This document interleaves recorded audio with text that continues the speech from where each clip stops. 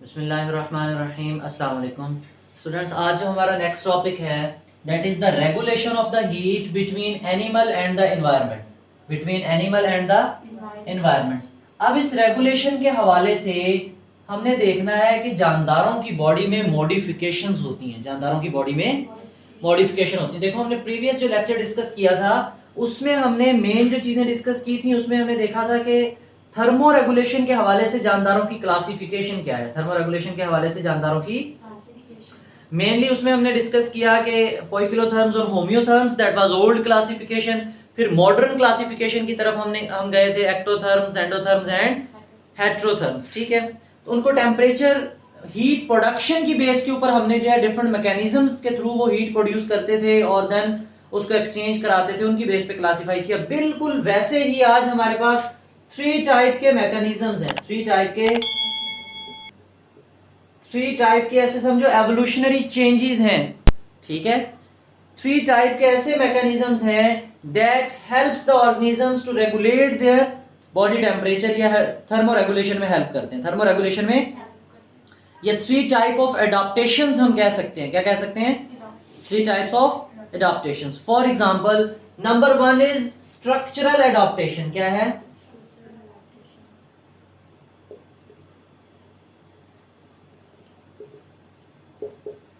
मतलब किसी जानदार की बॉडी में उसके किस जगह पे चेंज आए? उसके स्ट्रक्चर में चेंज आए। अब स्ट्रक्चर में कैसे? अल्लाह ताला ने हमारी बॉडी में टेम्परेचर मेंटेन करने के लिए ऐसे ऑर्गन्स बना दिए हैं, ऐसे स्ट्रक्चर्स बना दिए हैं, ठीक है, जिनके नतीजे में हम अपनी बॉडी का टेम्परेचर मेंटेन करवा सकते हैं। तो इसका मतलब ये हमारे पास स्ट्रक्चरल एडाप्टेशंस होंगी। ये क्या होंगी? फॉर एग्जाम्पल, वो कहता है आपकी स्किन के नीचे फैटी लेयर का मौजूद होना। किस चीज का मौजूद होना? Fatty layer. ठीक है, स्किन के नीचे फैटी लेयर जो है वो क्या काम करेगी? Helps to maintain the body temperature. जो हीट है उसको एस्केप होने नहीं देगी। स्पेशली कोल्ड इन्वायरमेंट में, सर्दियों में हमारी बॉडी का जो टेम्परेचर मेनली मेंटेन किया जाएगा उसमें बहुत ज्यादा रोल होगा इस फैटी लेयर का। ठीक है, इसी तरह जानदारों की बॉडी के ऊपर, मुख्तलिफ एनिमल्स के ऊपर जो है वो हमारे पास पेलेज होती है। पेलेज किसे कहते हैं? स्पेशली उनकी बॉडी के ऊपर जो फर होती है, वो फर भी उनको टेम्परेचर मेंटेन करने में हेल्प करती है। क्या मेंटेन करने में? टेम्परेचर मेंटेन करने में हेल्प करती है।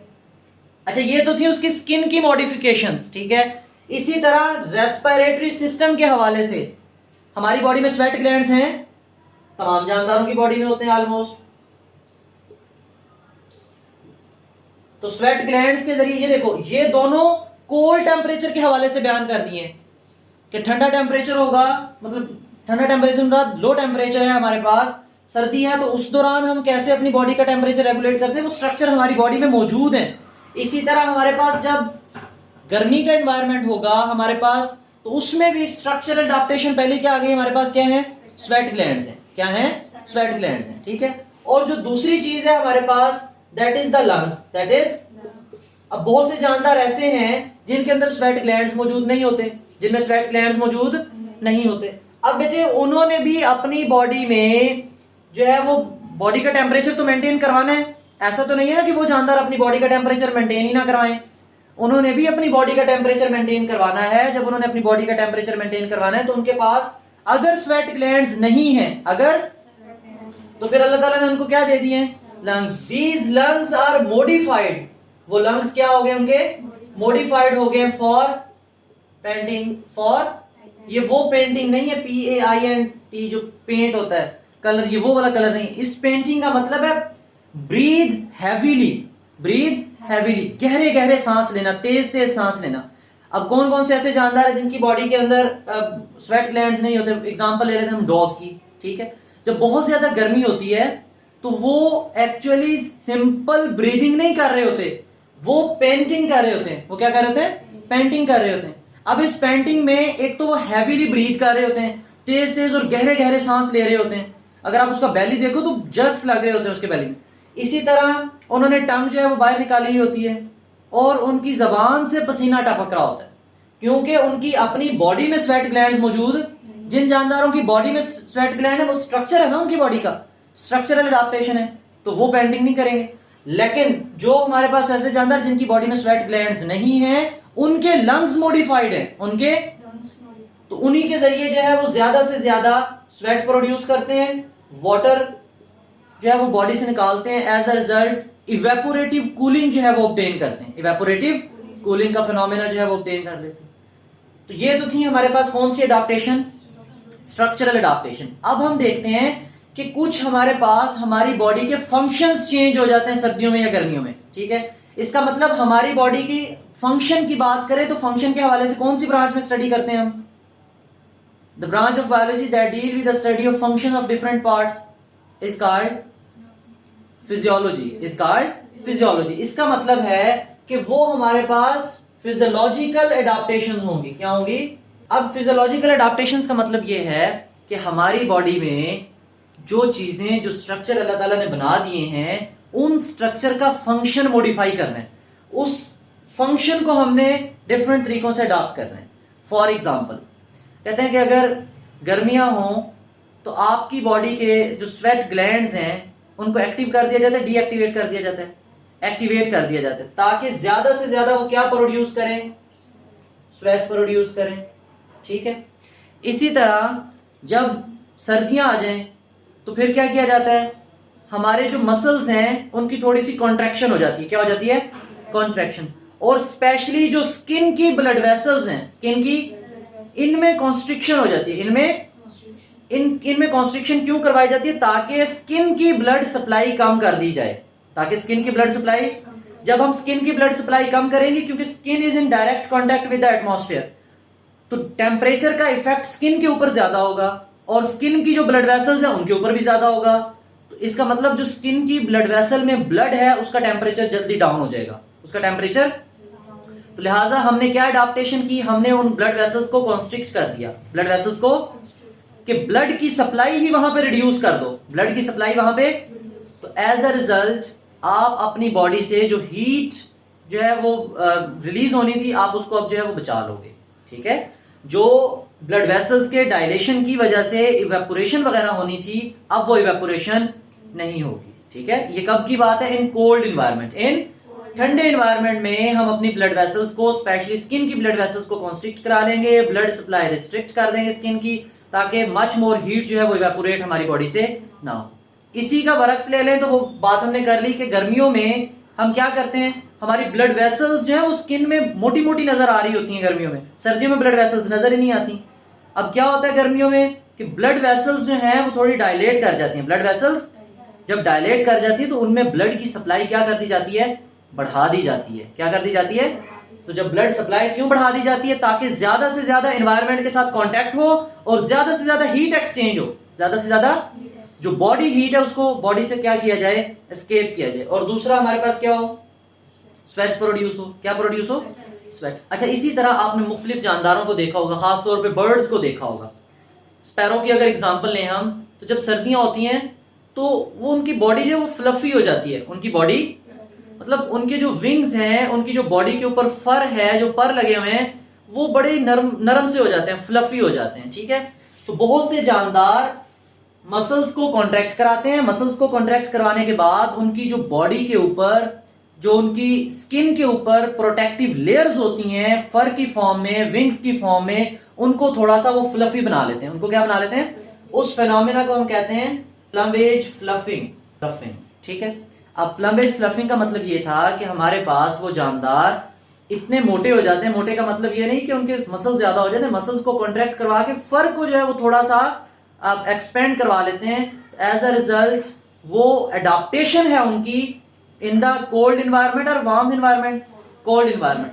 तो जब वो अपनी बॉडी के गिर्द वो फ्लफी लेयर बना लेते हैं तो वो इंसुलेशन का काम कर रही होती है। किसका काम कर रही होती है? तो उनकी बॉडी की जो हीट है वो एस्केप नहीं होती, ठीक है। एक ये फिनोमेना था। अच्छा, थर्ड एडाप्टेशन अब हम देखते हैं। लास्ट पॉइंट है हमारे पास, दैट इज बिहेवियरल एडाप्टेशन। क्या है? कि डिफरेंट ऑर्गेनिजम्स का, डिफरेंट एनिमल्स का एनवायरनमेंट के लिहाज से बिहेवियर चेंज होता है। एनवायरनमेंट के लिहाज से बिहेवियर चेंज होता है। फॉर एग्जाम्पल वो कहते हैं अगर आपके पास गर्मियां हैं, क्या है? गर्मियां हैं और मिड डे है। क्या है? मिड डे है मतलब दिन का दरमियान है। पीक पे होगी गर्मी। गर्मी एग्जाम्पल हमारी बुक ने लिया स्क्वायरल्स की। किसके लिए? स्क्वायरल्स स्पेशली अंडरग्राउंड रहती हैं, ठीक है। इन्होंने अपने जो है वो घर बनाया होते हैं मट्टी के अंदर, क्लियर। तो कहते हैं कि जब मिड डे के अंदर हीट होगी, काफी सारी हीट होगी, तो स्क्वायरल्स क्या करेंगी, they go underground, they go in their burrows, ठीक है। अपने जो उन्होंने सुराख बिलें बनाई हुई हैं उनके अंदर घुस जाएंगे। क्यों? उनको पता है कि अगर हम बाहर रहेंगे तो बाहर क्या है, गर्मी है। बाहर क्या है, ना उनकी बॉडी में वो स्ट्रक्चरल एडाप्टेशन थी, ना उनकी बॉडी में फिजियोलॉजिकल एडाप्टेशन थी। अब वाली जो एडाप्टेशन थी उनकी बॉडी में, that was behavioural adaptation, that was.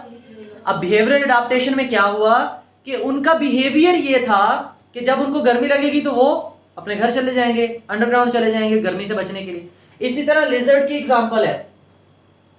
किसकी एग्जांपल है? लेजर्ड्स की, छिपकलियों की एग्जांपल है कि जब लिजर्ड की हम बात करें, दे बास्क इन द सन। अगर सर्दियां चल रही हैं तो बहुत से जानदार ऐसे होते हैं कि जो अपनी बॉडी को एक्सपोज करते हैं towards the sunlight, towards the. हम खुद अगर सर्दियां हो तो धूप सेकने के लिए बैठ जाते हैं, ठीक है। अब लिजर्ड क्या करती हैं, बास्क करती हैं इन द सन। बास्किंग का मतलब होता है धूप सेकना, सुकून से पड़ी रहती हैं, ठीक है। इसी तरह बहुत से जानदार ऐसे होते हैं, एनिमल्स ऐसे होते हैं, they can control their surface area of the body, surface area of the body that is expose to sun, that is expose to sun, ठीक है। अब कैसे, मिसाल के तौर पे बहुत से जानदार ऐसे होते हैं जो ये स्नेल्स वगैरह की अगर हम बात कर लें, तो अगर वो अपने शेल से निकलने की कोशिश करें, फुली एक्सपेंड हो, फुली क्या हो, एक्सपेंड हो, तो उनकी बॉडी का सरफेस एरिया अच्छा खासा हो जाएगा। लेकिन अगर वो इकट्ठे से होकर गोल गोल हो जाएंगे तब उनकी बॉडी का सरफेस एरिया बहुत ही थोड़ा हो जाएगा। तो इस तरीके से बहुत से जानदार अपनी बॉडी का सरफेस एरिया बढ़ा लेंगे ताकि मैक्सिमम हीट गेन करें, या बहुत ज्यादा गर्मी है या बहुत ज्यादा सर्दी है तो उस हवाले से, अपने इन्वायरमेंट के हवाले से अपनी बॉडी के सरफेस एरिया को कंट्रोल करने की एबिलिटी रखते हैं। That is their behavioural adaptation, that is their. ना उनके स्ट्रक्चर में शामिल है, ना उनके फंक्शन फिजियोलॉजी में शामिल है, बल्कि वो उनके किस में शामिल है, बिहेवियर में, क्लियर। तो ये तीन मेजर मैकेनिज्म थे, या तो स्ट्रक्चरल एडाप्टेशन, बिहेवियरल एडाप्टेशन या फिजियोलॉजिकल एडाप्टेशन। रीडिंग कर लेते हैं, पेज नंबर है बेटे हमारे पास 18। Animals use different mechanism for such regulation and these are the structural, physiological and behavioral adaptations in nature. Structural adaptation की बात करें तो these may be long term changes। ये नहीं है कि आज आपने अपनी स्किन में फैटी लेयर बनाई है कल खत्म कर दोगे, नहीं, लॉन्ग टर्म चेंजेस होती हैं। In the subdermal fatty layer, insulation and pelage, ठीक है। अच्छा जी, इसी तरह एक तो देखो स्किन के नीचे फैटी लेयर की बात की और स्किन के ऊपर जो फर होगी उसको पैलेज कहा उसने। The process of sweat glands and lungs are modified for panting, sorry the presence of sweat glands, sweat glands का मौजूद होना, जिनमें स्वेट ग्लैंड नहीं होंगे उनमें लंग्स क्या हो चुके होंगे, मॉडिफाइड फॉर पेंटिंग, ठीक है, ज्यादा जल्दी जल्दी सांस लेने के लिए। फिजियोलॉजिकल एडाप्टेशन क्या, these regulate the blood flow to the skin, ठीक है। स्पेसिफिकली ग्रेटर ब्लड फ्लो कब होगा, इन वार्मथ, गर्मियों में, टू डेसिपेट द हीट, ताकि हीट को बॉडी से लॉस किया जाए, and lower in the cold, सर्दियों में उसको क्या कर दिया जाएगा, लो कर दिया जाएगा, in cold to economise the heat loss, के हीट लॉस को हम बचा लें, हीट लॉस को हम। Also the activation of certain muscles, बहुत से मसल्स को हम एक्टिवेट कर देंगे, cause the plumage fluffing, plumage, ये प्लमेज फ्लफिंग का मैंने आपको जो आइडिया दिया, ये हमारी बॉडी में भी जब गूसी बम्प्स बनते हैं, मसल्स की कॉन्ट्रैक्शन होती है, हमारे हेयर्स जो है वो इरेक्ट से हो जाते हैं, खड़े हो जाते हैं सर्दियों में। खास तौर पे ये फिनोमेना प्लमेज फ्लफिंग का बर्ड्स में देखा गया। Similarly activation of sweat gland is done for evaporative cooling, आप अपने स्वेट ग्लैंड्स को एक्टिवेट करते हो गर्मियों में ताकि कूलिंग इफेक्ट प्रोड्यूस हो। अच्छा, बिहेवियरल एडाप्टेशन क्या है, these include moving of animals to an environment where the heat exchange between these is minimal, उनके दरमियान हीट एक्सचेंज क्या हो, मिनिमल हो, कम से कम हो। For example ground squirrels move to the burrows, अपने बिल में चली जाएंगे in the midday heat, मतलब वो ज्यादा हीट बर्दाश्त नहीं कर सकती हैं। Lizard bask in the sun to gain heat, lizard जो है वो सन बास्किंग करेंगी और वो हीट को क्या करेंगी, गेन करेंगी। Similarly animals also control the amount of surface area available for the heat exchange by adjusting their postures, अपनी बॉडी की कंडीशंस, अपनी बॉडी की क्या कह सकते हैं उसको, हालतें बदल के, मतलब अपराइट कंडीशन है, खड़े हैं, बैठे हैं, लेटे हैं, करवट के बल हैं, तो इस तरह करवट के बल होके अपनी बॉडी की जो है वो सरफेस एरिया एक्सपोज करेंगे टू द सन या टू द एनवायरनमेंट, ताकि मिनिमल हीट एक्सचेंज हो या मैक्सिमम हीट एक्सचेंज हो। क्लियर ये बात? तो इसमें अगर आपका कोई क्वेश्चन हो तो आप कमेंट सेक्शन में पूछ सकते हो। Thank you, Allah Hafiz.